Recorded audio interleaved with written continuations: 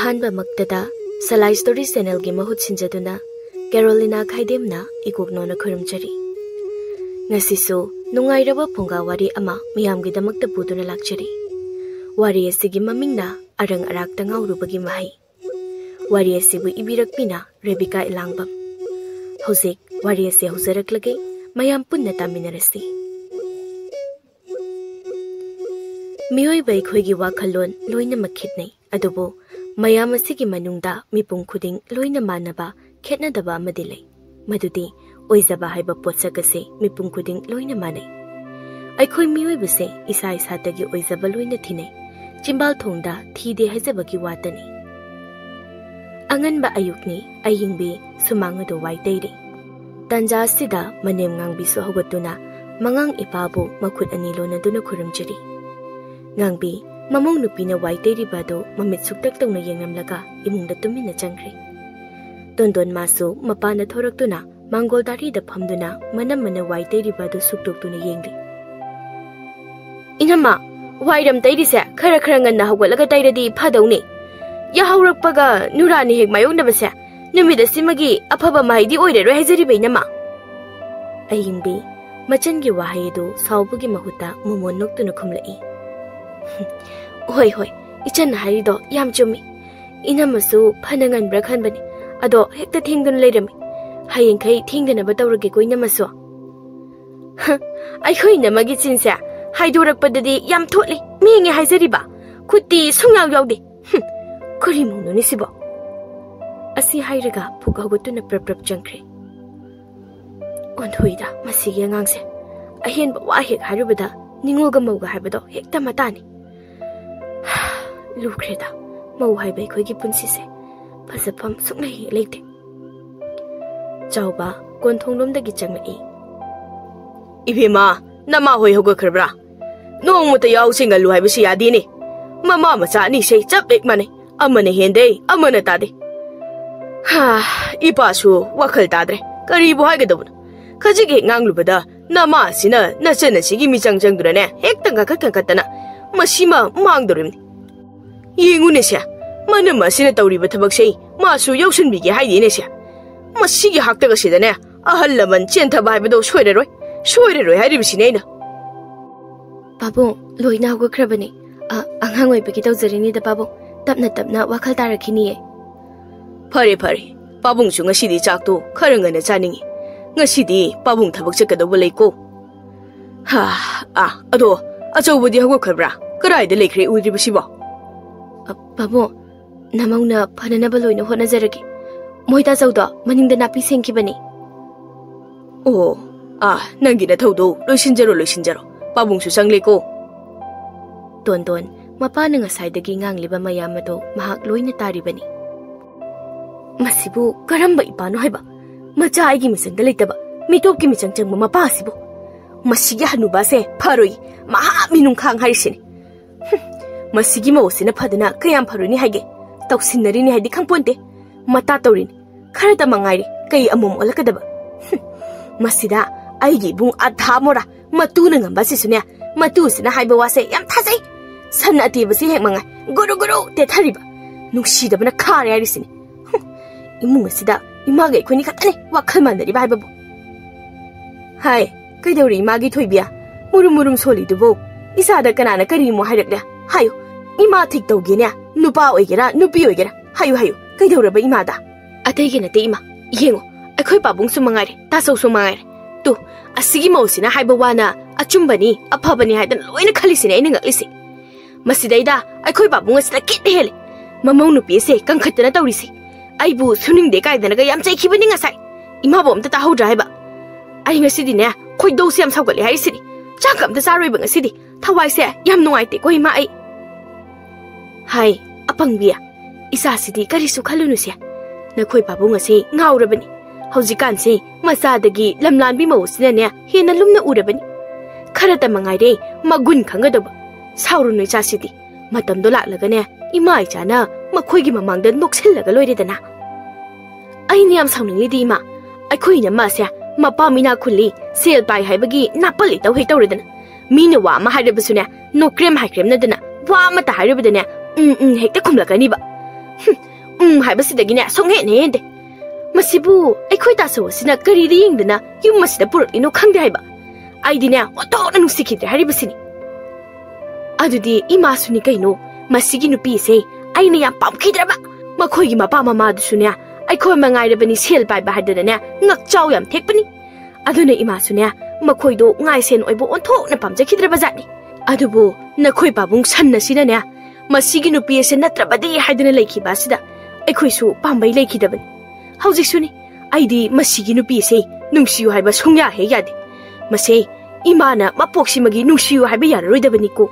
ima aidi hajari basini ko aikhoi babung se imana khara wakhal tananaba wari khara saw hari basini ipa ore sunya ayam pende hari sini ai hoi imana phananaba loina senge ko kari su khaluni chasidi he nama aina chatharakpa lalong karam tawge habdo yengoi chasidi isadi yummasigi mabi mani aduga mana yummasigi minai nubi kanade thabak amata suba yade ko ima chatle horen chak loiraga imana kaurak lage ko tumdune he leithoi chasidi hoi ma ai tumge ngakta aikhoi ma se ontona sunu sikreda mazaibu wakini haidana khanjarisi ayingbi chakhumda chak thongle hathu tawduna maku ibungogi thabak chatpa nangnaba haidana hai kari ensang no ayingbiya sak loidribaro nangisibo chakhum jangkhibadi phana makuire nung phuliro nangi du weibi ma ima loirabani ensang se sogri oina thongle kangho maga loire chak thine na batawjarak lagi ngasai na loiba yarabani singse khara chotpa adugi maisi sak tadana omsillaga leidana as aikhoi mungi ensang sibu sogri natrabadi leidre ne kwa nongale sogri numitare sogri adubu karana chani ne thonglino ne nangbo ima aisunga sidi kaithira macha da thokludre babungna thabak chatkani haibaduda ingkhogi apamba sogri se oina hekta thongzile khara thuna na ba haidana horendi atopa moina thonglage hojikte hautrabasu sumsabiro ima hoi budi kai sukai dine isa nupi asina ne chaw haiba yar tori bra khangde ne ai ne migi mamangda khana jena basu pamde ko ningol ga mauga haibado hek haina khidorimni ibema cha loidribro pabungde chak chaningne ne loidribro ne hai mama nang sui singa do kanchiludana nama osina sumto bangai du lebagi muhuta thabak khara komna ba is ngangkhra podi makhoi babung nangsi ho namau nupi bi mena ne loina loikhre aiga thabak do banang banate babung chak somda leijari charana ba tawbiro ima gisu sida leijari ibema pulap sarasina achoubasu nachanupi su punna hairodana hoi babung ai hajarurage moita so tabiri bro chak sarasi lakpiro ibema tondon tabro sak loire chak sana na ba tawrasi lao tabro tondon ho tare na pangde asu kauna kaurisibu ngawrani da masigi mausibu tona sikidre lai ma idi lao sarasi imogi sogri thong masidi ontho na mayek seng na haukreda khanga wo sigade mama na macha pamba haidu da tari ni sidia ontho na pakna kreba haure nongdamna babo mayek seng na hawi basidi sa phojena changi bo ha yinsang ni na yot pagam ta yadreba sogri ni na isin nek siladana thumna maron am yakliba kangho sina morok sariba sebu kamaina thongni no haiba sebu kana chani no thongni no ba hoinya hai so haibani yot pangam dre tawrisi masibu kamaina thongni no ba khangjadre hai na khoina mana sagi chindubu karamba chinno haiba asuk yamna hauri bensan sibu karai da thum yakliba morok sariba hai taba yade ko mina nungairoi da thabak tawgon na khoi chanindrabadi ne hawkhro ko kari wata no moi pabungi dubo chaba yade haijabani aikhoi ma chana chadaba se natro da khoi ne pamli basya saroye aikhoi saroye hai isa thoibia law hagolo prepra ma khoi tane mabuk ase kaina ba sajara sanu wahai ase hairam laka mama macha ani do phuk hagotuna prep chatkri hai mama ngai khonya kari no na khoi na ma chana tawriba sibo iya mi kaya do sitribano nesha wakhal tagadaba mama mahakna wakhal tadrabnina isa sisu wakhal yaude si sa haidano oi ye takpi tambi badi tawdrebnina nongdamna Pabo, Yarisi, Taptabiomta. Yumtangna Taraga, Kuba Kukudan Nurani. Taurasana Moya Pamba Country. Aigi, Maga Chingagi Mongse. Ay, Hypom Country. Makoi Mongse, Nasasu, Nuaitian. Hi, Manama. Hay Makaidi, Insang Tonga, Ichangi Magadang Lagatungo. Hoi, I saw the Hangjiragi. Masipum Namaxe. Aina, Yumgi Mawamo Oibada, Matic Chada Badagi. Aina Patabadagi to Pangaktani.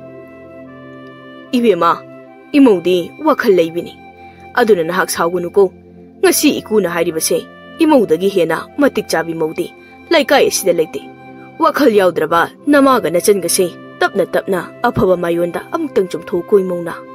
Ikuna, Pujeraga Warakadabasu. Migi Mang the Ikajari. Hanutangasida. Country.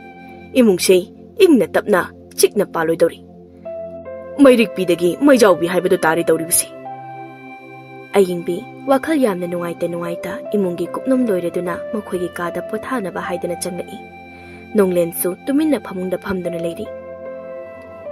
Manama, Tabuk Lodabra. Law, Wakar Danasi. Kay Hibano, Hector Takbio. Nah, Aigi Changi Imagase, Warobuta Gunuko. Makoise, Wakal Kurdi Wali. Aina Hagadovadi, Nah, you must see Moni. Yumburimbini. Aduna Masikang the Chatlo. Makoga Kakmana Bayadiko. Hekman Rubada, Lekagi Warimang Pamoga Doribini. Migi Wari Linifam, Tahangum Sikomanama. Moitacho, Ailuna Kangse. Aina Imagi Changabu, Lana Ubalate. Ningol Hibase, Yum the lady a Karake Zabani. I kusu, Matamama de Dingol Oram Libani. Matamgi Matung Inna. Mawa Mukoibagi Wani. Yum the lady a Nungai Hodana, Karama Matam the Nungagani. Aidi, Kina Mona Layo Hasaribani. Ayuki Matamni, Nangbido, Mapure Baginak the Lip like a Wahiri. Moi Pabo, Ayuka Sida, Maki Musimbiri Baduna, Karada Mo, Sana Kungling Doribano. Wa Amata Tanaba Power Pang de Doribasi. I say, me took a chapman a cretoribasi. Hi, Mamma, Wangang Bada, Quasia Mukolagang the other Bribini. I say, Maki Semba Muta Libanine. Kaino, Kaidoraba, Hayu, I tag hero. Karigino, Moi Babungsu, Isanu Paso. I call him my tabu, Tongana Tana never send me Tibo. I call him my Chana, Wa Amata Hirung Yabaganate. He ate the Patabada Mataba. Masibu, Karambas and Binoba. Natura Sadagi, Naranga Hantala, Mitobas in a hena, Lumna Loribanina. Karada Mangaida, Kay among Orkadoba, Imunga say, Matak Maka Wandoba. Hi, Mamma, I shouldn't give was say, Tage Yauna Tabaniko. Nang Shunupini, Mamma Mani. Karigino, Nupina coin, Adugiana Puchel Basibo. I give Wakal the Gihindini. Madugi Wakalondo, Hecche Liba Makaide, Apabama to Oirico, Imungahi Adumaklang Batabani. Yengo. Kalunangsu. Aigi Ningola say, no one is Swedena, Yumak Sagai on Kiduna, Yumamagi Mo have the Oikiga Doribini. Masi, Nahakarigi Kangdibano. Nahagan among the Piashi the Yen Liba Miyang Sigumna. Isano Piashida, my name Maduna Yang Labadi, Nah, no I get driver. Tonuton. Nah, Wakantin Maliko. Migi Masa say, Howzikti, I could eat a loirabani. Masika Gunukuma Manang. Ho Yazare. Aigi Sanu Piasigania, Magasang the Nabia Banatia. Isa Sidinia, Sanani, Sana. Yumpa Lavasu, Kina Mona Legadaba, Makuta Hamlaga Sagadaba Mapamdania, Mamma and Tazagadoribni, Kangbirequa. Ainia, I quite don't see a Sakola Catorico Lima. Untook Maton Nidako. Upon Bomida Pautak Biba City, Tumba over the Ising Hiba to Hekaida. Yakiro Haribsni. I in a PSA, Yam Swediab. Mana Maramoidaga, Isa Ningola Sisumodi, a wapam the Tabas Swedrim. Mamma Widibawana, Wakal Tadrimina, Isa say, Adum Wakal Yoda Bataban. Masidani, Taibang Panasida, Apaba Imama Tapio, Male Masay, Apaba, Marata Boy and Gainaripsi, Yamachum Krabazat. No be even a Yumamusimgatli, Aduga Mushu, Machetana to Ibang a me, I would say, Lalam. Aigidi, Aigin a Piasin Munga say, Matak Maka Wangadori. Ha, country. Ye, I did Wakalamatori either, Matam City, Tingham later to Ribistia.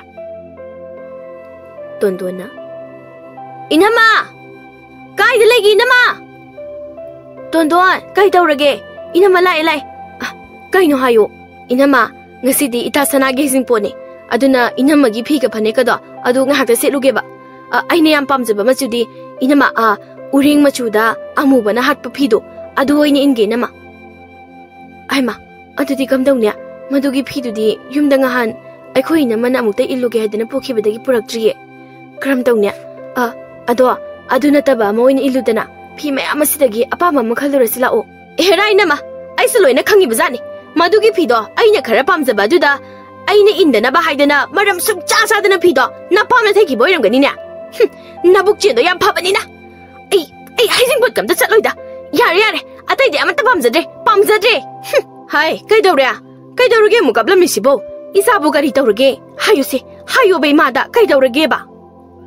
Don kapsina duna mamada hairi. Yengoi ma ngasido ita sanagi haijing potne. Aduda inamagi phiga phane kado amukta seluge haibada inamana phido mapamda pithokre naiziliba aina magi phi khara set jaba sidane selaningdabagi mapamda phi singda thaidokre aina setpada mallani adugi haima tawniye mase mabu gyam phatkidraba mauni mitao thona lukrabane masi yenguko ima tawgi hai mawa tabra mapana se thorula tholakri bare hai Ima, kita apa yang lagi? Aduh, kena kau beri pada bo. Kaino ba? Kena kau beri kaino, ha? Hoi biar ma, kau ni thot kena, thot lima tik, nabuk tu, aduh jangan patri pada bukan lagi no ba, ha? Kari gino. Isa asine nanti pido siapa dah tung kilo ba mangai deh ni, nanti pido sel kaya apa ibana? Hadi mak putoro, sel tu pilih kan ya? Sesi, kong pak sih ni, cabe ni kari sekai gini ya. Aduh ka, matik sab, hai betul oi dorib ba. Kaino ima ki wasibo.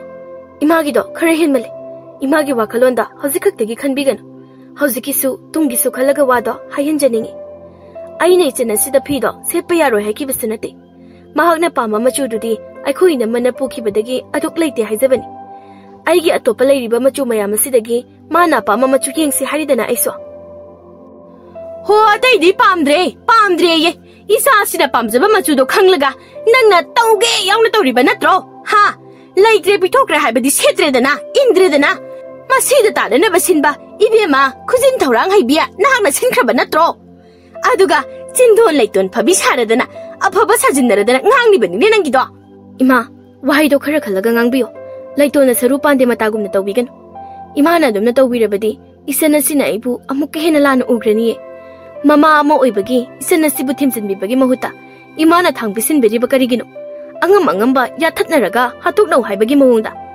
imung ase lanjau thonanaba mai chukhat bigano imung ase lanbung oinanaba imana singbigano ima hai chinthebi mau phatabi nang hek lakpadagi isa sisu iwa sisu ibemagi laiwa tinwana loina phajin khabanina machangi mamagi matugi minungsikado amata laikhidre phaukhidre dana loina mangkhredana asuk nusisanan laijaramba imungse mahai yum takai takpi nang hek lakpadagi Otma payo na tungkredana.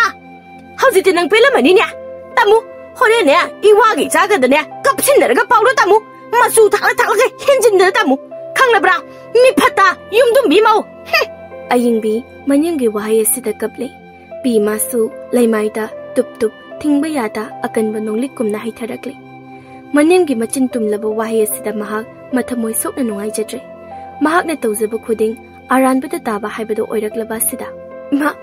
Nahakna namaw aibu aduk yamna tathibiriba asibu karigino aina imagi changagi maphamda khayamuk yamna asoiba nakhoigi thamoi soknanaba thabak tawbana imana aibu aduk yamna nungsibitabage ima namaw aibusu imagi na chaningol ichan tonongumna ubidriba sibu karigino ima hey nasatu yeningde kapsina dunane amuk takpa tawbiranu naramsat adunane aina isa ningolgumna khanbidribase khangledana Nabukpuk ta aduga wahaido nachinaduna ngangza panjabaga sasaradana ikai khangdebi maithabi mahiksidia Don prap thoraklaga mamagi mating amu pangsilai Hey mausin thibia nachindo aduk yamna thidana oida padu bangali bedo karigino aina imana nungai khiroi haibagi asengba pawa tamjadramni taw ima masigi mau phatabi se masagi ta khanbi binungsi leita besidane hariba Karigi migi pibu ngahak laita set ke wai ge harino adu kuina lai saraga lai ridubu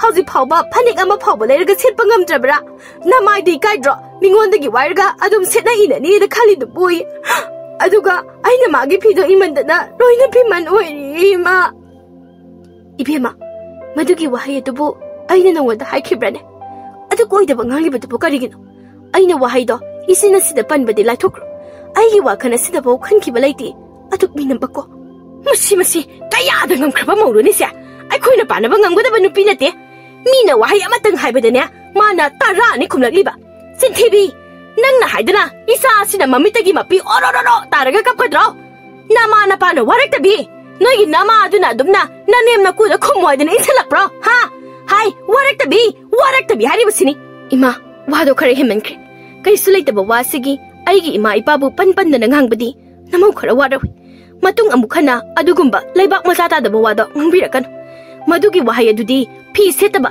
ikai khagdaba mina ngangdaba wahai hai asuma sapi nang mangai ne imung asida sauri basa ki ko ai khoi nang ki bani sa se thak thak kani ke ne se ni e hoi namogdi achumba singbodo khara pamje phare ima nei bu yamna lana ubirabani na hojibak laigi wayen oina tawrasi imungi sana mahida sana lupa katlaga madugi machumdo oina ichenga ikhoi ni hojik thakna batare aina lalame aina phangjage ichenna lale mahakna phangjasan masina achumba wayel oirani dondon madi banamagi wahai asida masadu leibe yadre oidaba phattaba tawbanina ima aidi madu thappa ngamloi ko ngamloi haribasini karigi sana lupagi machum thakjaruni ge aina aidi sungam ngamjaro haribasini karigi sana thakluni haige masi asi haragane aikhoi buki helimni isa lai sabi asibu nangna kari oina urino ha kari oina urino sini makhoina mangonda jawjaw launari badu nonglensu yumda changlakpada uri mahak yam phingna prap makhoi ki nakta changsilai kari na tonari sibo aikhoi gi mungse nomoting na chengna leibse ke do yabano ba hui ga udong ga simangare unaba yadabagi mongda hai kari mung tonari hamanama wa mayek sing yam thura dam chai jamna tringai da imagi achao nangi no psita hanglabadine achumba wafamni khangba ngamlaroi aduna ne ima haige se adai magina teda natu se mabuk yam sengde ima khoidine yamna hainaroi dore sigumba sibu nasana sina manamani haidana ne magi mapi setke dana hairubagi nasana sina thina nganglibani ne masida bukarigi wangang loidage nasana se mito boina urini nangi rupi sina manama imana haribase chumra ha chumra haiba moita cho aidi isana kariso hen bhai ki balaiti chumnatagi aige phiga phane kado aikhoi yumgi inamana amukta setluge haiduna pukhibani aduna phido puraktre hairubani aigi atopa leiriba sidagi setlu haibani tondona setlaroi haidana sauraga changkhibani inama aduk yamna chinthiriba du bukarigino ngasaina ama hauji akhoi ta sola lagana ama harini ne aduk na chinthiba oida padaba hinam panam tawbudi ne yam hai haijariba aibu ibung asina nusida na khak sinbigano inama tondon inamana nangonda kari ahen ba hakiduna aduk oidaba nganglibano aduk na chinthiriba du bukarigino madu tawgon mado yamna phattaba makhalamani hai chinthebi nang mangare ne ha nang mangare ba pharise nang mangare ne is otong na haikhreda go ibe ban haksia isa nupa sigi mangda yam phabe musabiri bani ne hey nang se aphaba mongdi natre he be ma imung thugai balakpi maha hingchabi pura sani yarisini sani hari balai do khurumdrabasu yare nang leirabani ne be ma yare se lekai gi misingsina soidru ngaram tar kishuli te bawasigi makha sang thabiran migi mamang do ontong ni gai kredi no mata ingna chikna leiba ka do phangdre hui ga hodonga lemine basing mai unaba yade tongnarisi yum masida leiba ga tansilak le huana sururaga yum masida mikuba batang tumina chikna leiba ka do karama matam na phangla to she khoi gi yum sido hai achoba imung ase ingna chakna leirisi haribadina natu ase waro manna mase takdaba phudau go adu tawrabadina imung ase soidana hingni haribasini nangne natu se warakte waro ko waro haribasini khara natu sina tamsinba pawdane achumba sengbane hadana leiri kai imung ase lanbung adu moikina haribasini imana hoi ima imung asida kanana kari tawri pami haiba nacha loina wakhal tai ko yare tolasi makha samthana roisi koima hai manama law aisha se amutei rul thoke hai adhamora nupina ngamba matu se mana sumaina som khangkhalabani ne na wangle aikhoi ga si usitreba Magi masada hoba tu haugumna khale. Masi pumnamakse aigi cha nupasina nupa thoktabadagi thokpa ngaktaneba.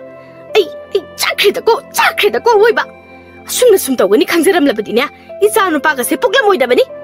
Phai isa ningona yam pharamle haribasini. Yari ma tol mi asai mungda changre. Mi sang mi na balairabadina. Ima nangang do karisu nawalo bi ponte. Akhoi ta so se hanagi bungdo natre pung hong he hongkre.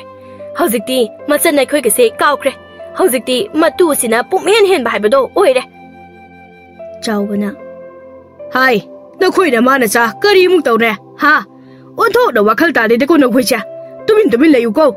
Aina mo makha samdaraklabadine kaya ma thong chara roi ko. Yam thuna changkhro chalo. Kari no yum masida lakpada mangairi. Kari maramgi khana chainaribano haiduna hangpham thoktabro. Adudi natene moi pabungsu akhoi da phataba ta hanabu honarisibu sebu chumlibra haibani. Hai, afaba maramgi di oiramlaroine. Aduna haidrabsu yarabako nagun khangba adugini khangnabro. Nangse mani amamani kaise nakok aduda amata khandadrba haibani. Aina harisini nasana sagina thautoruroko. Aina haibadi makhoi pabu. Nupia nang matoidara. Mashidi lechayasina paranise. Chaydi kirinese. Mamingna ngangbiga kausile. Onto ngangkraba nupini dako. Maminga siga masak asiga onto chana kraba. Aigi inimpo ka ikubo kado wakan onto da laikreda. Masa nupi siga maminga sei chap chane tholami haiwani. Ayuki matamni Dondon thabak phabi saduna legai gi pukhri achobada ising sokpa lakle. Pukhri maya gi haino makhong aduda nipa ani ahum amasu iruluzari. Tompokna. Ai, ita. Ada ising sokpa lakliba sibu magi Dondon haibili sabido mankreda. Sanona. Oh mane Dondoni bo. Nangi haunabi lesabi uba yadabi nungsito amuk khanglak lakpraba tanja sida ha khanglak lakpro. Manina. Kaino aikoisu pakhangni kaino lairang ubada lahi pamloidaba pakhang leiramgadro. Ibo nangdum khunam masina sechilaklabadi nama oni do. Yam lemaga saradana. Tompokna. Aduneba aita nupi chobaga da haladana. Nasak aduga karabajaba nupi amata uba yade. Namit kado arai khelaw thoklaga natin ga ororo taba makai yengba nangna wakhan gyam taba saradana. Aisuba Nango lukham adida aigi chairong manbu khuba ga sinaladi nanap ko paithugani do sanawna sum haibani ba aisu pakhangni kaino aisu nupi pamlini imagi mamo amatangdi yumda sat hanjinbada managa moita cho sak lejeri chathupiro kaidraga hairakpado pamli bani ne aisu ado masigi nupi se machin fajana kanmani pura kaptring cha manabe khena balai tabani ko Hoima, kaino me, nujamagi miting asidi, thamoi kasi, loina mapan thokadorimi. Nujamagi michigi tena sidi, maro tona laikreda. Kande, masi laikai nupi oijarabasu, aigi oidaba yadre. Sanawna. Kaino damata, nujamagi miting se, aingondani kaino, tu, yengone, aigi ipa, chap chana leleribse, nuja sina pamchariba manjado, aini haribsini. Manina. As, tumleo. Matao ni hainaribido loina lale sakhe menu zamana khoida jana michigi ten kablak libse aingondani kaino na khoini damata nate madi aigini aigi pamu bi ai tar sanawna itawani ngasi ai mihul karakter ne leibak asida chaina badi soiroi ko nujama gi damaktadi pakhang oiba aigi yaibi thawai manga se thadokpada kari sasigda balai haijiribse tompokna koinu ribo Aye pamjaba nupi sina trabadi nakhoini nupi gam ta lejadrabra haiba nga sakni haidana yenaraga chani sinate madu kya nungai phate ko pakhang amana nungsi khraba leisabi amada khoimu mayam insilakpase seini bagi thabangni koita mata ohumna sanariba wari do Dondon tuminna taribani masu tagi yauna taduna leiribani maida saka singsiga aingondaga pamjaba ka saradana iroiluwa wamanba singsidi Oh, ibungo khoi. Aidi nakhoi gumba nupadaga lebigadaba na pinate. Aidi ne sil jom thokpa masak phajaba maral paiba inak sathi na khunba nupadani ko aina pamjari base. Nakhoi di lawai nupa khongbi jaw hari basini ka I chuba amor pasingsia. Tompokna. kaya da mi shu chime nupi dana se mata masi ai mukudang se pairaga chinglurageda laikai wa thog oiraga oire masi mi ya mushi mandi da masi sanauna masak phajare mama ngari na ponglib se laiman chani di khangdri pong hawai na pong bu kayam kuina pongni ge uyan yoraga tu ni khangna saradra mata masi thingna ba mafam ekta phasi aduga machin hanglaga aikoi hungi manungda mana yarakpa duna magi nupa oina ba yare ko manina yai madumang tawrasi napan yamna kanmali masigi nupisi aikoi magi mid asida tin kang oina uba saradana khangni bana matam kharagi tungdani mama ngangbina macha nupida wa hairi ibema imagi sana imana ichabu thajarake khalle hojikti isasu matam chare nayumna kai panbigi matam moire aduna minasu lainasu pamliba matam ase chap chare aduna imaga yam luda tinaba imagi ita amagi macha nupadane isabu luhongbirage khale yam phakraba masaka phajakraba nupa machani mayum sune inak sathide khunkraba haying ichana leibadane thabak amatta sudana nakutta hamlaga chagadaba mafam aduna ne nang imana sinliba se yadaba yaroi ko hoima imana haibadubu nachana gari gi yaroi dage ai loina yazare ko ima naya nupa oigadoribadusune masak sathina phajaba inaksu sathina khunba masidabu aibu yam pangdabagi mawongda aikhoi ma sidiba adoima wamadi hojiktage haina hosi aibu luhonglo haribadine aidi ahun poto loina sunaba pigadabani kanagi sanna dagi horagane sanna achoba macha makal suna hapkadabani ko ima karigia isa sanagi bu ahaptani haige makal matil sunani imana ne kanagi khuji khudop sandrembi pare loina hapkadoribni imana isa da ne imana sinba sida yaw haribase loire ko ima su khanglibani iya nupa adugi mai so paya ponte adugi su mathakta ne ina kaira khunkraba aduda isabu karigi tajop tawjaruni haige laikai ko mai ohingadorimni imana kanadi athuba matamda ne luhongna basilagi imana ohoima nasasu yareba ado nachage ahun poto aikhoi phajabi mawose magi purakpa ahun porasidagine hengatna hapiyu ko ima nupi asigi mamangdane lenageba puklubi miphatta ase thabu mamagi matungni mamangangbina sinduna haijabalak harau luhongba du yathokre mapaga mapungganade kaya yaninglamde numidangi matamni makhoi punna chakhumda phungada mai yaiduna leiba tanjani hai mama luhongbadi yathokre adubu nupa machado mina sum hainabada mawong kaya tade haibataine masina karam tawriba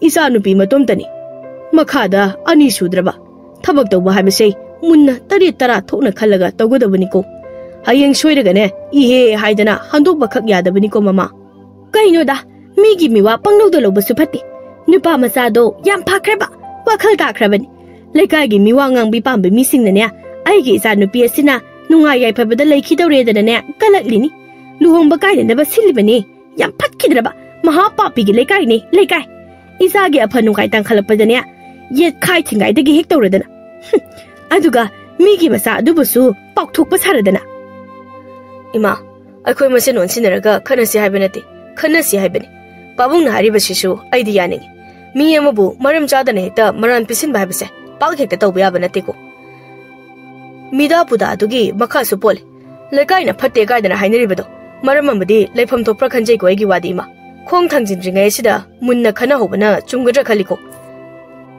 thangjinbadi lai handokpadi lui haibado kaudaba phai ko ima hai imagi bunga nama aina phai harabadine pharamladabani nupa macha adugi mama do aigi yam luna tinarakraba maguni gun khangnarakhraba iman haribasini migi miwalo bakande aikhoi imungse laikai na palabadi na tedana aikhoi na yarabadi loire adugi sarukne nachangi awon potki matangda oina sanasi isa dona dangni aduna maning thungandaba ya ponte isa ge di loina suna piga doribini ko hai mama isa gi bu pi de haibro adumapu ka hena awon pot pi basai tawgumsi ko aikhoi ge angamba thakta pisi aikhoi su yam leiba haibado oidabani na aduga aidi nupa mayumdagi seloba pamde karigi chabu maman piraga yongadage aduna aina ngamjaba tu tangoina hona basini ai ya pamadi karaidagi Madu kaya nungaigdaba mande ko makhoi pabu.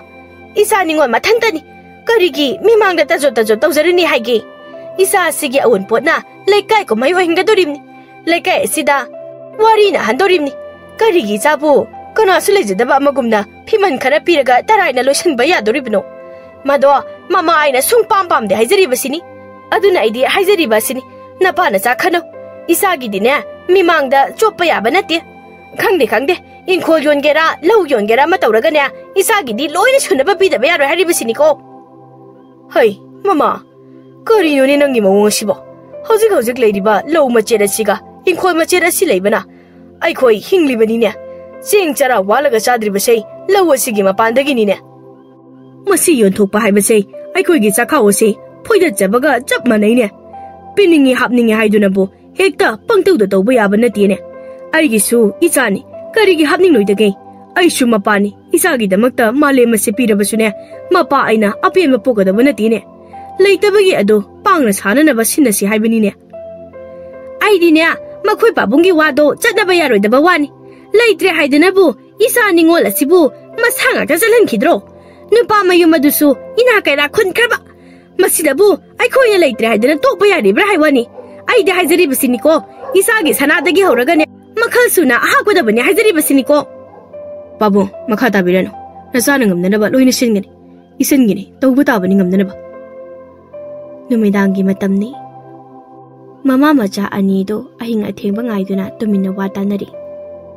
Ima luhong masukui roidabani na hauzik matam leiringai sidana sana hana sabana phagani khaliko kamai tawsi haino aidi lik acho boina saninge hanbasidi hoine chumine sana hana sahobana phani dudi imagi sana nagi lay acho bamagane lik amaga hana sarasi athubada ado ima handak hapta asida oina sananaba imana khara taksinbiyo ima haijinradi page koigedaba mande hajaribasniko ho imana loina khangi karisu pakhatkanu ko phare tumnarba tawrasi matamse thengkre matam ko bi lairembi mana lipnaida chatkibana haina singnabasu loikre ahal masal haina kibagi matung inna luhongbagi matam su naksilakle chauba mathayam sana machani pabu kauri achauba tabro amuk talauni pawa haigene pabung kari takpi gedabano haibiyo yani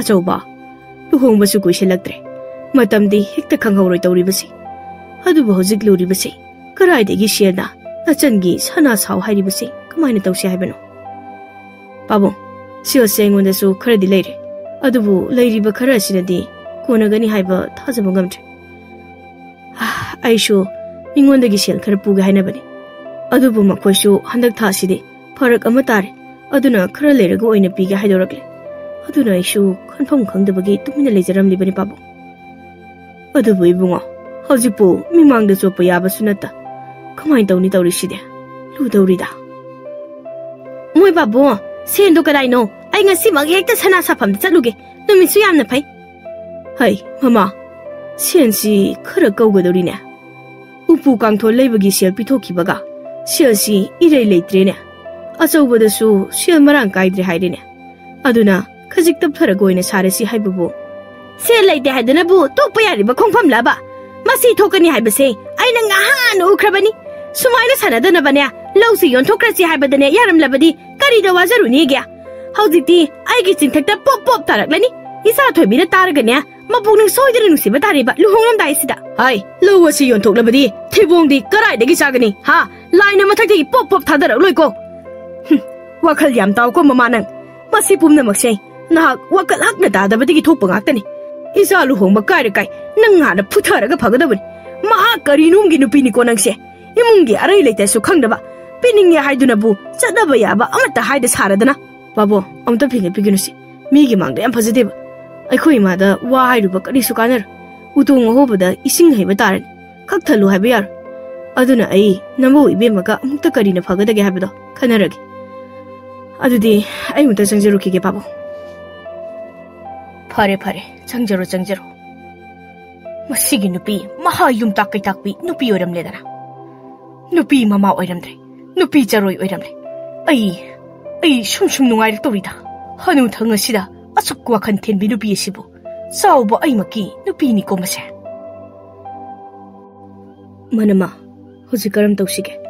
Lairiba shil khara sidi upu kangthol lebada loina changkrani. Tombadagi shil khara pugi hainabadasu sit nanthoragli. Khangdre tawribase. Dondongi sana amuk nungna sadoi sarupudi aigi lairiba sana si oina pirisi. Silsu marang kaidrabanina. Ngaikoda. Nangi piba habido nungairoida. Kaigino mingondagi sen pidoi sarupudi aigi se sumpi krase haizabani. Mingondagi puba habise migi landona muk oidoini. Haying amuk ngamlakanda amuk lepsilaga loireda. Ai kaisu khandeda. Nahakpu aina ngangkhai leitana apenba habido oire. Nahakpu aigi oina phangjaba. Aise kayada laibak phaba mapok habido oire. Phare wafamse pabunga mukta hainarukige. Ngangbina hojikpu kamai tawdorigeba.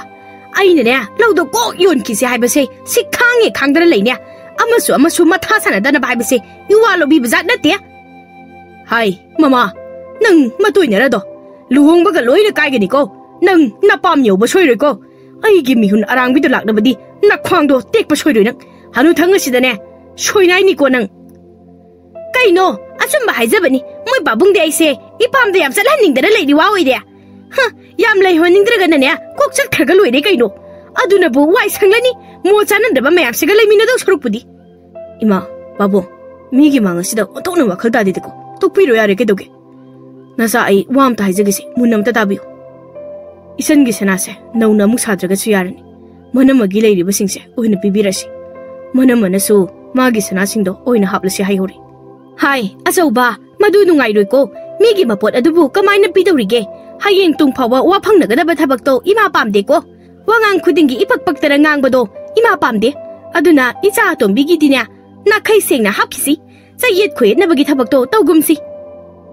Dondon sanariba wari du taraduna praprap thuna thoraklaga hairi imana haiso haibani aidi migi mapot mara pamjade ko mado ai tanjai haijari basini na khoina ibu nungsibire hapiro nungsibire tokpiro ai gariso haijade phare ichana pamdrabani na babung ai ngamnana bhotnamgani karisu khanbigano adudi ipasumi unagadabale aduna ngahakta sathokukige ko numidangi matamni nonglen ngasai haina khiba pumba ayingbida tamli hojik tawdoribase yam lure tawribase karaidagi aduk yambasya aina podoribase bo khangde tawribase makhoi ta cho ai hayeng do yumlom ta chatluge imaga mukta tanarukige phangdragana aigi leiriba sara singse kaithokpa haibaduni ayuki matamni ayingbi mambamda lakli matomta ima karai de lege ai lakliye kaino khui mungsibo mi amat udrabesibo karai de sana krapsano imao memina aima ibema isa oiredana kuireda isa na yumasida lakidaba nungaire dai cha lakpasi madia kari leirebage nangna laklibasibo sumna sum lakpro ima aina laklibase imaga wamta tanage haiduna laklibani sumdobani aikhogi jan luhungba su kuisilaktabaga magi sana sanaba selamata leinadre adugi ima senga leibra haiduna kitapiyo haige haiduna laklibani ima leigadro kona mu pisilake onthopani da nangna ngarang lakpoiramdabadi phadawni nang ta sauna sune aduga nane tombi nasu araiba sel makhaido loina loikrene ngaiko ima nana madam ta hangi magi di soidana lerumgani khale iman ado inamabu leiramdawa mande aina lakpada amata uramde leiramgani da tumlamni hagolam kiroi nga wagi haina bido haji phabu hongdokpa leite na khoine nambasi nang leiramuko ima hangbirukige ibema sana tabro nangbu amuda thopira unya masigi hanubi se kauba mahudorak leb ho ima lae thore ke haibana ima koi kau biriba sibo nasanupi laklinya mana lakli se makhoigi machan do luhong dorido adugi sen khara watlene adugi sel khara piyo haiba laklibani ne ado nangi selga leirabadine nachanda khajikta pibiko ko namu imana pisilake ima aidi karaidagi selno aduga kaidobagi mana megi selgi damakta sindu sijin tawdoribano imadi sel yamna pai he kana dabada karai no khoi ingbibo makhoigi ahalaman singdabu machalu honglaga karigi somda sel lawru chodana tharakli banoba ngambu onthok na ngam khreda hai aying bia mapan da law inama wa haige inama ai lak lambani ai khoi ta chodi thabak chat khibra hoi chat ki adoi be ma inama wa haige la na khan ganu ko saw bu su tawgan kari gi no ne nangna yum masidagi sel hang balak liba sibo macha lu hong bagi bo mapa mama oiba makhoi na di wadre aduga nangna wabi du na leiri boida kana da bada nangna adu ko chen chen na hona zari ba du bo makhoi na khangbi dori bro nanim sakta aduga ai khoi handak yam wari aduna selga marang kaide ima gi so sel leita bani ai khoi su ne amata leite nang makhoi gi wabi ba hongna de ko ibema kaino ne nang gi wadu bo yum mamada punna leminaraga bu mado hekta chanaba yaba nate ko fare fare nangi su sel leitre haiba natro leitrabadi leitre dana akai be leite imagi bema imagi lei achauba duga ne khuji singapore masi kai thotlaga ne sijin na zaruro ima nei cha da pirabani kaino ima kari ge dug yam sara du bu pi dori bano aidi mado ke ya janing da hajari basini tungi su khara khan biyo hauji kalling ai gida khan bado yaroi hajari basini ima bo domaina sum kalaga lei dori bro ana ayek haiba masula ka dori bin karigi asu wakal ta da basibo ibema isagi sa chap banai ko ningol haiba leite piba haiba leite imo ibema gi wata asibo isa ningol di isa nata bro yum pan khrabadi ningol gi mafam amata leitre bro yum asida tawnu nangi wado khara khanthara gangango lakli base mitop amanate yum masigi mini aigi iralni mase aina piningba mafamda pibadane kanana su thingba ngamloi laina phawbone thingba ngamloi ibema se puro ne imagi iralni karigi kapli bano kapkanu ningol ma pamda kap haide ko inama nachan bo waro bigan matam amada ai yumasigi mi oiram labaso hojikti lamlan boira bani haibase nachan kaukthok luri ningol oibi ai khoidi yumbo pan khrabadi mama mapa sagain hataiga mari amata leina hanba yadrabani mitop oira bani adubo inama su ningol ni haibase matangdi kauhuningdi pare ai ngasidagi yumasida bu khana laklar ima ai chatlagi na chabu ngakpiyo ima ngasidi mafam ase ningol leibi na chagi mafam leiramtri ima ai sanasi puraroi mafam asidagi upul marika mafau pujaroi ima ai chatlagi asi hairam laga ningam dana tumina kap tana chatkri ima gi bema nang bungai khone he imo bema nangi ngasigi matawase ima yam pende haribasini nang suningol ni napam lamba madudadi masei naha kaura malene naha dangasi najalasida hariba wahai singdo naha kinana mana nangoda nganglabadi naha kari khangani ha naha kari khangani aduk wakal thenba aduk pukchel pikba as yam taning de ma wado aduda losenbiro ai khoi dina na khoi gina tanu bidawna ipamda ni baga chacharoi mamai se ikai boi gai de nya ai khoi oire dina haiza baga amata ngamjaroi kayada mabu phatiba halno ne imagi bema isabu warauduna chalabrane imane isagi mating bang mangam khitri nang imabu waraugan uko imagi bema ima pambai amata leijadrene ayingbi ningamdaba nungaitaba kaya bolot sinduna asemba minok noktuna awabu pumba lot sindri ayingbi na lot na chatuna mahaki araiba sana kai thoklaga yamla fasen pampuduna lakle aduga mapurebe sinakri wangli na sel mayamado mamada pikri ayuki matamni gangbi na saba loireba sana mayamado machada matang sizinbiri is thok na phajakreda isa da sara singse sibasidia sanagi mathakta tampha na thinbaga chabe manaida on thok na galakna chinglem na phajareda ko aigi sagi masaga se phajai ko laigi masabu mali haiwania ima asingbagi phajabraba phajai yam phajai bo laikai asidadi ne isaga lamba pabinaba kana sumaru ihul tamdri asi haiduna mama macha do thawai tana nokminari matamana sumauki bana tondon so yumnak sagai onkhri maugi singda chankri tondon mau anobi amagi thaba pumba yam wana tawri ngahak phawa pothaba haibado phangkidri kebina inama chaklo jiboji phaba ai sak yamna lamna pone sasa bibiro se ai ngai rabani ko nung phut ira khangdeba Kebiya, loire, inama thirak lagi ko. Se, chaba horo. Kari yensang no sibo? Sibo kaino ba? Kebiya, yensang do yendem thong bani. Imana chaningi haibatuda inama na sum thong laba. Yendem thong bo karana yensang oina janage. Sidine noi agin lawai sakhatta baba phamadu da chanar basune. Akoi sai sididi chanade khangledana. Lawai nupi isu da da bisya. Noi ada pangsa da chanabado mafam asidadi chanade khangbire ko. Chakam da saroi de ai. Asi hairaga chak ado makut hamjili. Kebiya wangang bada thakha khara yelaga ngangko. Aise pharabasu phatrabasu na thaki halni. Matung aduguma wahai confirm do tawgune bema. Kari hai bazi gida. Lawai hai bini kaino. Mi kau bani na nungai chiba kai duni ne. Masigi nupi asibu ai khoi ma sina kamaina yum masigi mauni kai dana ga khalli no sini. Ai ne am ngakli si. Hoi ma. Tabro. Kai de lege. Ima. Hai bina. Hai kai do ria. Kai do ra ge ba.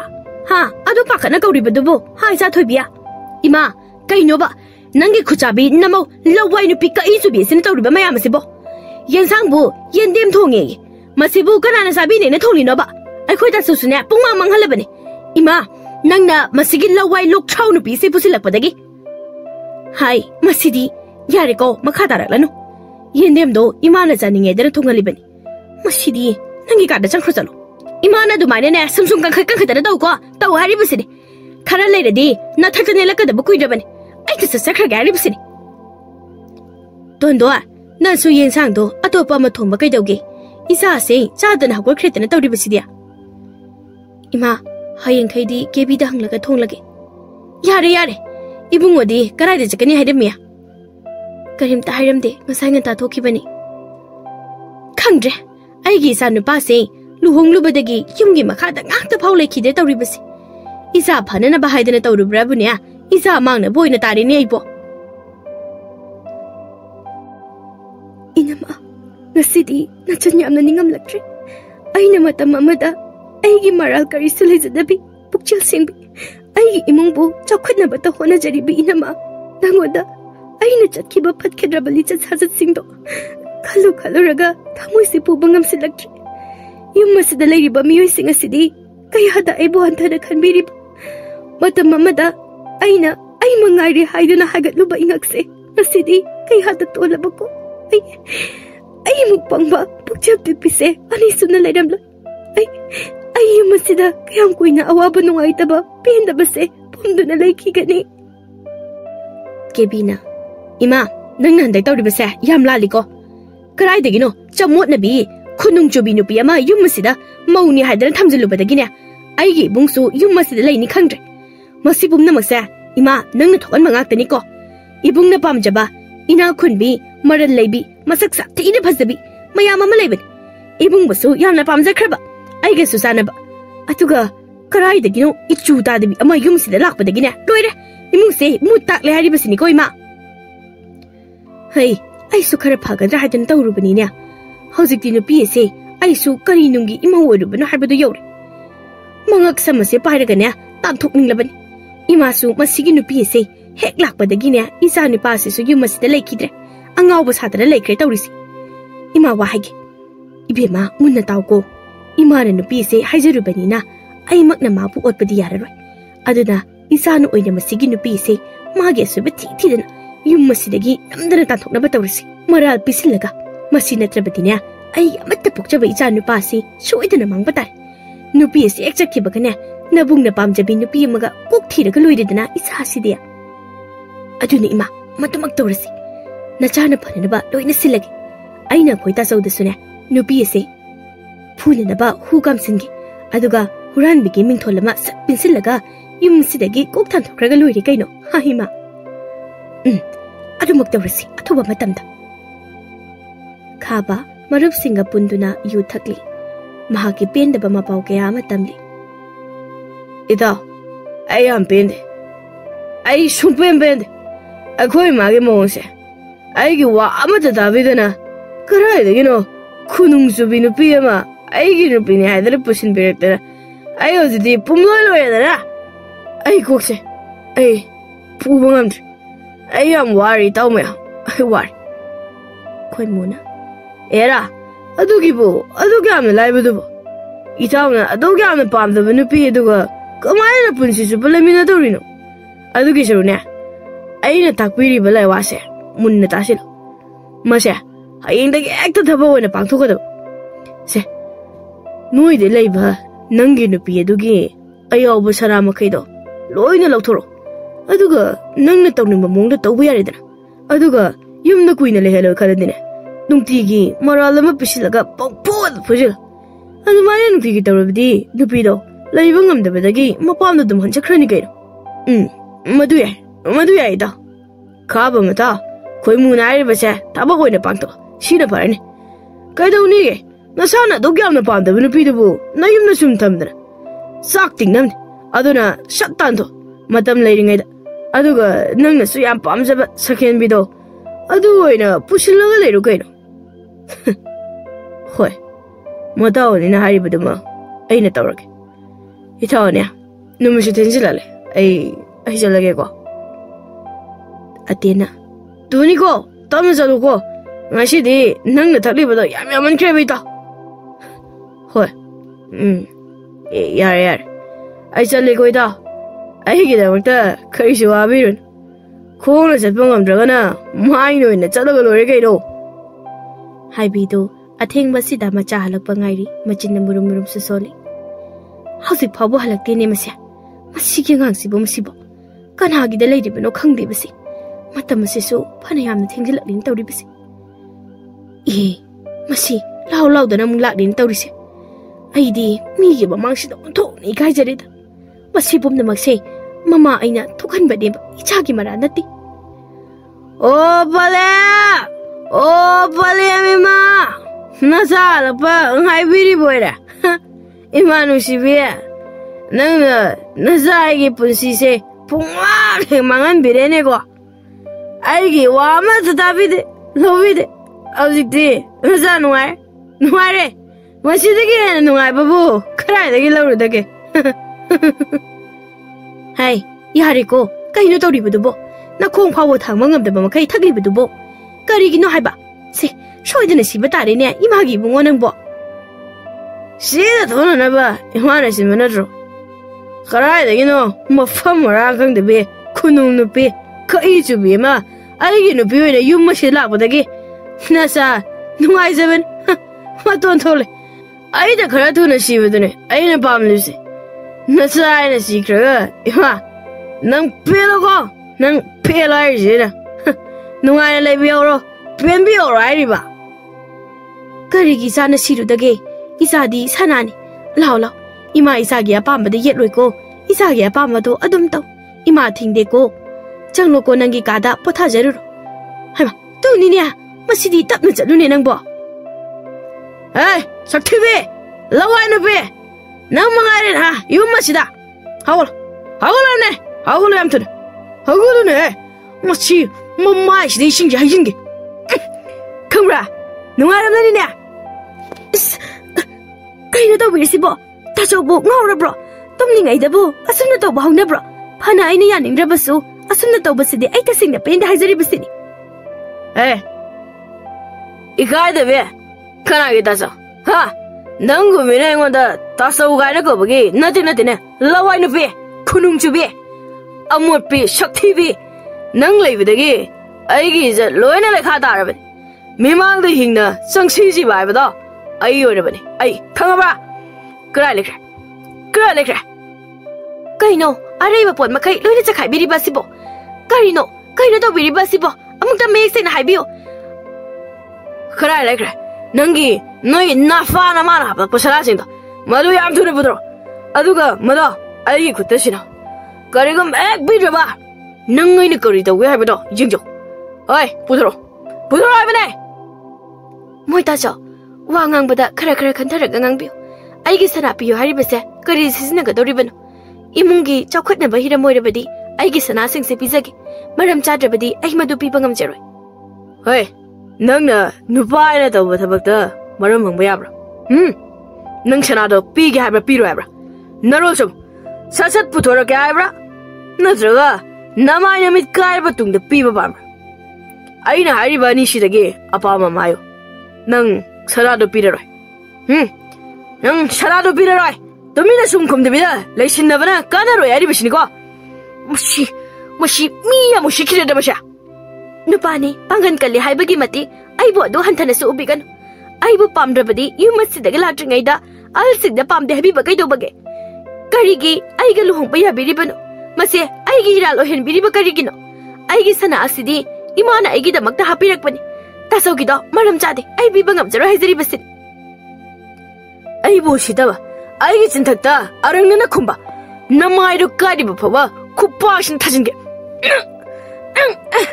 खंग्रा हा खुमखोदना नसिन्दो खुमखोबा नमाना फाना वारक्तबे lockdown पे नंगबोइना करिने आइदरा पामगिदगे शिरोने नंगदा फुओ माने आइदि लवाई नुपी इसु दादबिने आइसु नागिना कुद सिदबदुने आइगी अपाम्बा कनानो करिनो खंगदना अचाउरम पामलबि आइगी इराले अरंगरा खुदिंग सनानते हाइबसे आई काउथोक्लुरे अरंगराक्ता Mick थक्लुबा इसागी पुंसिबु मसक खंगदबि आइगी इराले हौजक्ति इखुना चुकत चखिबा मै अदुगी मैसा आई पांगले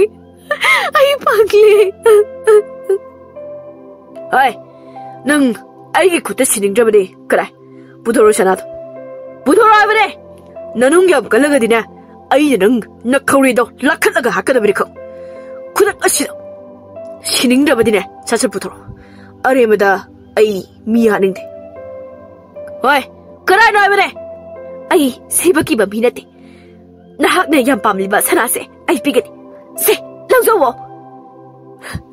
ngसाइना शटपिरबदे चैजारिबदो चागिदो सक्थिबे अदुगा मना ना अथुबा मतमदा नपाम चननबतो आई ना पोइगे नुपियोना लौसिनबा सुंगमगमलोय खबरा लेजौरो नथंदा इकाइब खंगदबे माथाबे असि हायरमलगा अहिंगा थेंगबसिदा दमक चटख्री अयुक्की मतम असिदा ममा मचा अनि चंगदना तोंदोंदा गांगले इबेमा नंगबु नुपा अदुना नुमिदांग अथेंगबदुदा चखिबदो खामद्रिबा करिगिनो हाइबिनी इसादो फत्तनुंदा थोकलमनबदी हौजिपु कमाइन तौदरिमनो इबेमा नंग युमसिगी मवमनि हाइबदा मतिक चादेको चादे हाइरिबसिनी कराइदगी सानी हाइगे इमा नंगा तोब थबपो हौजिता वाखलाक पिरिनिने हो पलेमीमा फत्तनुंदा थोकलगनने मांगजदोइसे आइखो इमा इचातनी लमलानबी नुपी असिनदिने करिसु खनबिरोये नुपी असिदी मयुम अमु पानखिनी आइखोइतनी पुंसि सुपा कप्तुना लेंदोरिबसे इमा आइनदी चटकिनो हाइना खमजबगी इतिक इपा ओइसेट्रि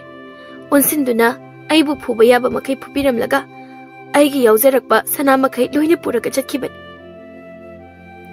नंगी करिसु लैतबा सना खरदुगिदी नथ्वाइदो वारिनिने आइगी इबुंगना युमदगी चटखिबदगी करिसु खंबिबदि नतेबा हा नंग हेक लाकपदगी आइखोइगे इमुंगसे मही याम लांगे अदुना नपामना चटपिख्रो आनागी लवाइदुदने नुंगाइना लेबिरो याम Lemna लेबिख्रो हाइजरिबा नसक्तो उबदने yam वाजरिबेमा hey KB नहाक इखागे अंगांगनि आइसु असुकुबे मतमसे नखोइना हाइबदा यादुना इंदुना तलाकपनि इमाना ngangbadi ai karisu khande adubu nahakna nathake ahanoiriba ingonda onkhatan khumbase ai khara nuaiti asumna khatnaringe sida khabadu prep sangsilai kedonarge mo tacho to masigi nupi asina aibu thabak suningde tumlaga saraga lei haidadana aibu phuge tawriba ngasidi ai apende pende ariba sini tacho hai minai nangna su ai gi chena dumai ngang ba bro ha नंग मी सुकम नु strip करिगिनो करिगिनो बा नंग होजिमा yum से थादो तुने सखि गदबनी होजिमा लो सलारी बसनी इमा कहिगिनो इमाना तुमिना लेप्तुना लेबिरि बासिबो कनाना लाली चुमी खंगबा इमाना तुमिना लेबिरि बसिबो नमो खरा वारवी इमादा करिया आइंगोंदा वारवी काइदना गजाजबा साइन्या नसत अदुना नेदि खंदेन्या इमागी बुंगो लाव मसी इमागी सिंथक्तगा खुमदना का तौरिसे मसी फुसि लाउदे मसिया ममागी वाये सिदा खाबा जंगसलक्तुना तोंदोनबु याम साथीने पुबिरी कनासु खांबा तौदे ममा मचा अनिदो तुमिने येंगदुना नोक्तुना लेरी तोंदोनबु फुबा याबा फुरबा मतुंगदा ममा मचा मखोइदे इमुंगदा थोंलोन सिंदुना लेख्री तोंदोन निंगमदना पेंदना कपले चेफम मसिंग खंगदा मसादा तारी Machin adudagi I leptana tarakliba I marik sing ado taithoktuna tapna hogachai adubu chaina khol mayam aduna mahak higi kaple kari ningamdana kapliba aina isana thakjaba langda isana thasakiban aina warokfam tokte ai masida makhata na lairaro aigi chaklaba ningamdabana yomlaba hakchang polang asi puduna ai chalagani Ayuki matamni Dondon angaubi amagi matawgumna tuminda manggol machida phamduna leiri tanja sida mamangangbi mapana thorai Hai imagi thoibia kaino ichana ngasi oramliba sibo kaidora isabu kaidora bage ha nasa sidi saighamgi saifam ngakta imagi bema kari matawni chana oramliba sibo Ayingbi mamana kapadu taraduna yampingna mapana chenthorakli Hai Kaino, inamagi Dondon. Kaino ichana oiramliba sibo. Hayo Dondon, hayo. Piba mase karano oihalakliban. Hayo ne, hayo aibani nangbo. Nang inamana kauripase tadabro ibema. Dondon, manama bunung sina yengduna, manamada chitna kunsinduna kapli. Inama, ay ngasidi. Mata mamada, ay na inamagi mapamda lanzakiba. Iragi matik jaba manado. Nachan, ay ngasidi pangjare. Inamagi mapamda, yam lankri. Inama, nachan aygi kakpipam doktra bayra singse. Pugchaw chawbi inamana. Amok tagakpiyo. Inamagi na kumbay dina. Kayamduna ay jari inama. Ay mok tagakpiyo. Dondon, inamagi bema, hagalusi. Inamana nahakpo waruki balaitiye. Nahakse, inamagi hek ipuktoki ichagum na nungsiye. Inamana nangonda, nungaitaba patalaiti. Isanbu asuk usitaba makoyna. Ay koyse, karioy na uribano. Imagi bema, kasi isagi piba masitala na ba, imana sinkibani. Ay na sauram pamlubadagi, isagi punsi ese, siyaw ribani. Nama patabi ay na, sil tabu mihawruba. Midugi, nisa sajati mayengda. Sil paida ba di loy ni kaluba, wakan tin binama oirubana. Isagi punsi, lekha taribani. Ay di, mama mo oibada, matik chadabi mama haibado oirabani. Iba, ay koy hozik kapturalay baki matam nati. Makoy bu, para abatami ka dabani. Lara ba ay koy sumini. Inakun ba mo'y sumini. Kena ba laiti? Karina pagadagi haibado. Mabunga, makoy tachaw haya laglabaga tanarasi. Makoy na pagtawdo wayaba na tema. Numidangi matamni, aying bina warampo matamli. Ibema, ipakangli. Masigi hawrapamse, nanim ibema sina tukan mangaktani. Ay koy, matamadu da haikibani. Nupa adugi lisa sajar ado, laikay na fanangang na di haidan. Maduda, namana kangkatki. Hauziti, masigi pataba pol, chapsa na panglidana. Hai, mama, hauzita karigi tuminalay sinaribano, nasatu yening dire. Mama mo oiraga, masabo apapa paktak pidaba. Mama nangbu, karamba makalgi mama oibino, ha? Mani, ay na apabi mama mo oiram labadi. Masay, kaktok ramloy. Chumi makoy pabu, ay na wakal tenbi, isa kaki kaluba, ay gi iralni. Misa si sa sanu kalaga, isa oy na si haibado. Nasidi, ay ngonda toklari. Ay yamlan kri, ay bo amuk tagakpiyo, ay soy kri. Pabu, makoydo, miya musit mande. Aduna yade haibamadi, kangamana pay kanje, nasana. Mabung ay ama isaw-saw na layri kasi kangraba mali. Makoygi papigi imungdo. Kangani, matunghugdaba nupado, paratamigi. Makoy mangayri na selbari base. Miyo sitaba, aygi chanbu achuktam tina ot nairakpa. Ichangi masada tariba chayfamasimak, ayna wakandadaba ishena do paratamigi. Tachaw, ay makoyga mukhana mari thamnaba pamtre. Nachanbu lana ubigano, ay yumasid laysirak.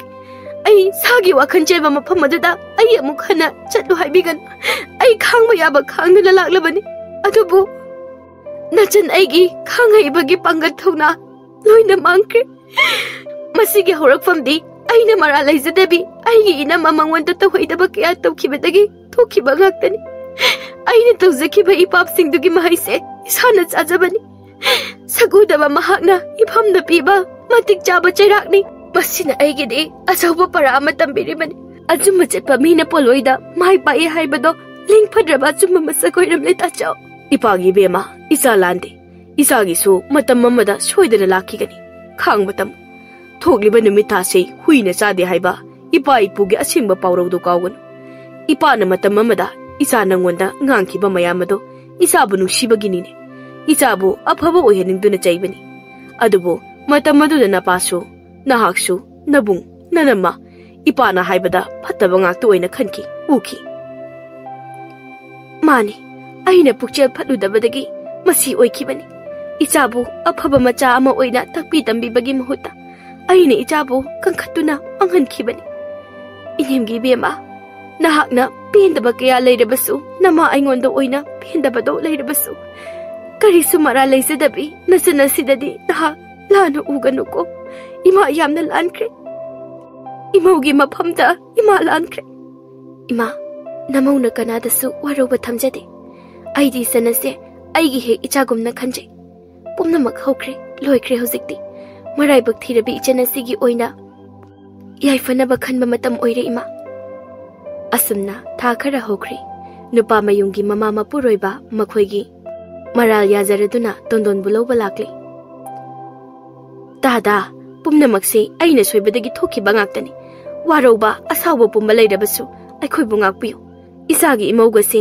hanagumna amuta punsinanse haijari tada ibema aigidi kari sokai bileti adubu icha nupi sina chatlu yadaba siniri ado ngasidi ibema da wa khara thamjage lana khanbiganuko ibema nupi oina poklabadi minungshi yamna leibatai aigi apokpa icha ningota nungsibado thadokadobani aigi icha nungsibagumna yummamada mauni haidana lakliba makhoi sisune makhoi mayum aduda ningoloiribani isa misa haidana yonglei meleina nerabadi yumbalado ingna chikna panba yumbalamadi khak oiroi yamna maru oiribase mama oibina khoyesini nakhoina afaba mama afaba manema moiramlagabu ngasi tholiba thodo wathogase tholamgadra tholamloi nongthakte itin sitkalaga imaida taba haibasidi shoidrabani aduga ishen nahak nupani adusu yumbalaba nupamani nahakna aigi chanasida ngammi matagumna tawbado ibai khara pende nahakda mahapu pamdrabadi karigi mimangda luhongli nahakda mahapu pamdrabadi nahakki apamba thabak oina utpa yadabra hoi aikhoigi laire nakhoigumna ina khunde adubu miyoibagi minungsidi shelna leiba khak phangloi habase matam pumbada kawgunu aina ngasi haidiba parase punsigi oina kawgunu ibai na sena wakhan thembadagi thokiba ngaktani aibu amuta ngakpiyo ai matungda amuk hana tawjararoi ipagi bema naha kari hainingli hayu ichagi apamadu babu nacha yumasida leijarage ai amuk hana chatlaroi aigi tungi poloise phajagadaba leitri lairaba anem awangi pannasigi mayokta nachana lepchari ai gumbi isagi saktam uda sel paiba ina khunba pamba nupi singda achoba para ama oihurasin arang arakna miyoibagi magul lepa yade habase mayek senamli nachabu haibe indi khanbiganu nacha sangjarage ibema haibe nakhoi waroganu isasina mayadrabanina aikhoishu pambai leitrene nakhoi yaunaba tawroko haibi khaba kari so haizabangamda makhoigi achauram pumba mayol tekre ikai nungsiyana duna tumina chatkre napal na mayai karaba makhoi dagi kanasu hinba leite khalluba makhoi napal pumba arimba takre